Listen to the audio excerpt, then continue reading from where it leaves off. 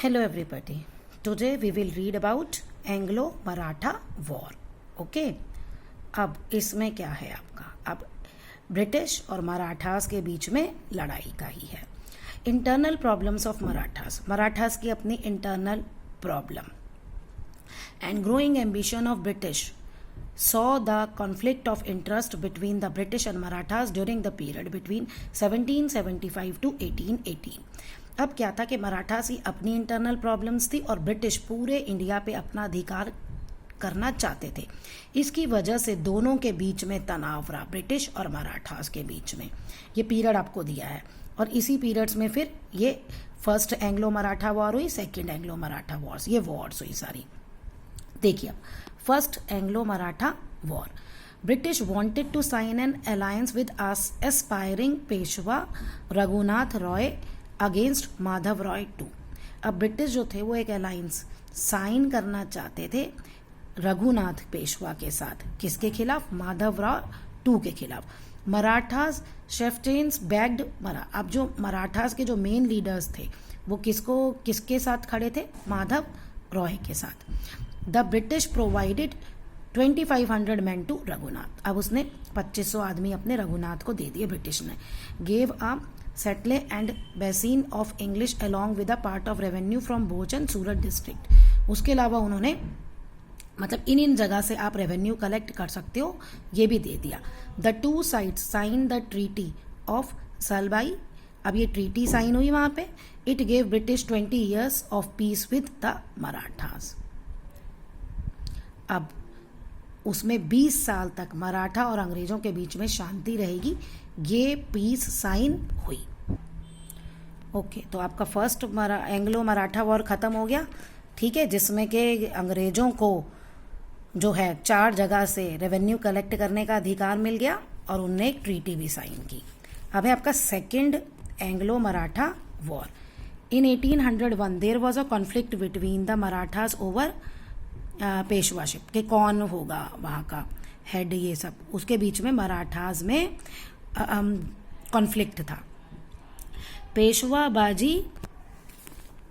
Bajirao two entered the subsidiary alliance with the British. अब Peshwa Bajirao to जो था उसने सब्सिडरी अलायंस ब्रिटिश के साथ साइन कर लिया. ठीक है, कि संधि कर ली. And got the British protection against, अब इस राजा के खिलाफ ओके उसको प्रोटेक्शन मिलेगी. ठीक है, राव होलकर के खिलाफ. अब ये क्या है? सब्सिडरी अलायंस क्या है? सब्सिडरी अलायंस अंग्रेजों की एक पॉलिसी थी जो वो राजा को कहते थे कि ना आप हमारी सेना का खर्चा उठाओ, हमारी सेना आपके पास रहेगी और जब आपको लड़ाई करनी हो तो आप हमारी सेना को यूज कर सकते हो या हम आपको हेल्प देंगे. The British troops droves Holkar out. अब ब्रिटिश आर्मी ने उसको हरा दिया होलकर को. Peshwa Bajirao signed a treaty with British. अब उसने ब्रिटिश के साथ एक ट्रीटी साइन कर ली जिसका मराठा शेफ्टेन्स ने अपोज किया. अब मतलब वो उसके विरोध थे और इसी के कारण सेकेंड एंग्लो मराठा वॉर हुआ 1803 में. तो मराठा चीफ्स जो थे वो इकट्ठा मतलब उनमें यूनिटी नहीं थी एंड वर डिफीटेड. और जो ब्रिटिश आर्मी थी वो वेल इक्विप्ड और डिसिप्लिन्ड थी तो वो लोग उनसे हार गए. ठीक है, और वही 2 राज्य फिर Bhonsles and Scindias were forced to sign treaty with British. अब इनको ब्रिटिश के साथ अपनी ट्रीटी साइन करनी पड़ी और अपनी बहुत सारी जगह इनको ब्रिटिशर्स को देनी पड़ी. तो पहले इन लोगों के शेफ्टेन्स ने मराठास शेफ्टेन्स ने इनका विरोध किया था लेकिन अब फिर उनको वो देना पड़ा. अब थर्ड एंग्लो मराठा वॉर क्या है? Peshwa Bajirao two did not like this subordinate position under British. अब मेन तो ब्रिटिश का ही हो गया ना सारा काम. अब वो कहता उनके नीचे उसको रहना स्वीकार नहीं था. He tried to unite Marathas chief against British but failed. अब उसने क्या किया? उसने कोशिश की कि जितने मराठा के चीफ हैं सब एक हो जाएं, जो पहले यूनिटी नहीं थी, लेकिन वो ऐसे करने में असफल रहा. He surrendered. उसने खुद को हार मान ली. मतलब the British abolish the position of Peshwa and Marathas were limited to the small kingdom of Satara.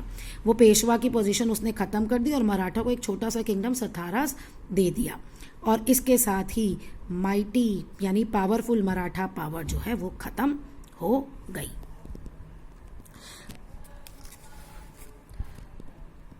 Between 1814 to 1826, the British had to fight many wars against Gorkhas in the north and the Burmese in the northeast. Guerrilla war लड़ना पड़ा Britishers को इन दो जगह पे, और बाद में उन्होंने उनके साथ ट्रीटी साइन कर ली। गोरिल्ला वार क्या होता है? जो अचानक से छुप के आक्रमण करते हैं, उनको पता भी नहीं होता अंग्रेजों को, और वो जो गोरिल्लाज आर्मी थी जिनकी, वो उनको आक्रमण कर देते थे, उन पे अटैक कर देते थे। ओके, नेक्स्ट आपका है एंग्लो सिख वॉर। अब सिख का फर्स्ट एंग्लो सिख वॉर क्या था? During this period Sikh power was growing in the north west region of Punjab. अब जो 1845 से और 46 का पीरियड जो है, इस दौरान सिख जो है अपनी पंजाब में पावर बढ़ाते जा रहे थे।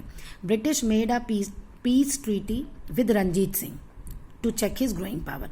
अब ब्रिटिश ने उससे एक पीस ट्रीटी, शांति समझौता साइन कर लिया, मतलब कि, और ताकि वो उसकी पावर पे कंट्रोल कर सके। After his death there was a lot of infighting among Sikh. अब वो मरा तो राजा कौन मरेगा? वो सिख ही आपस में लड़ने लग गए कि राजा कौन बनेगा। The Sikh had build up a strong army against British and Afghan aggressions. यानी अफगानीज भी आए दिन आक्रमण करते रहते थे, तो इसलिए ब्रिटिश ने सिख के खिलाफ और अफगानीज के खिलाफ सिख ने एक आर्मी बना ली थी, strong army. When the British attacked the United forces. अब कहाँ की यूनाइटेड फोर्सेस जब ब्रिटिश ने आक्रमण किया? हिंदू, मुस्लिम, सिख। अब face the huge army, British army bravely. अब वो तीनों बहुत बहादुरी से लड़े, लेकिन prime minister Lal Singh and the commander Tej Singh turned traitor, वो देशद्रोही हो गए। यानी कि ये दोनों अंग्रेजों के साथ मिल गए और पंजाब की आर्मी हार गई। They were forced to sign the treaty of Lahore. अब उन्हें ट्रीटी ऑफ लाहौर साइन करनी पड़ी। The British occupied. अब ब्रिटिश के हाथ में ये जगह आ गई, ठीक है। अब ब्रिटिशर्स ने क्या किया? जम्मू एंड कश्मीर को राजा गुलाब सिंह डोगरा को उन्होंने दे दिया। चलिए, अब है second Anglo Sikh war. British wanted a complete control of Punjab bye ending the Sikh kingdom. कहता ब्रिटिश जो था पूरा पंजाब चाहते थे कि सिख का वहाँ पे कोई भी कंट्रोल ना हो, सारा पंजाब उनके कंट्रोल में आ जाए। The immediate cause of this war was the exile of Lal Singh on the charges of conspiracy. तो अब इसका जो सबसे पहला असर हुआ, कारण हुआ, वो क्या हुआ इस वॉर का? कि लाल सिंह को कि वो धोखेबाज है, षड्यंत्र रच रहा है, इसके अपराध में उसको निकाल दिया, उसको ये उस पर इल्ज़ाम लगाया।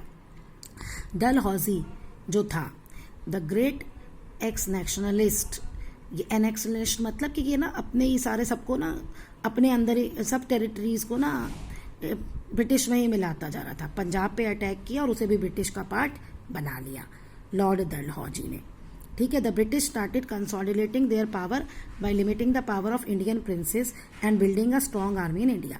अब ब्रिटिश ने अपनी पावर इंडिया में बढ़ाना शुरू कर दिया। कैसे? जो इंडियन प्रिंसेस थे उनकी पावर्स को तो उसने लिमिट कर दिया, अंकुश लगा दिया, और अपनी खुद एक स्ट्रॉन्ग पावर बना ली, स्ट्रॉन्ग आर्मी अपनी बना ली। ये था सारा उसका।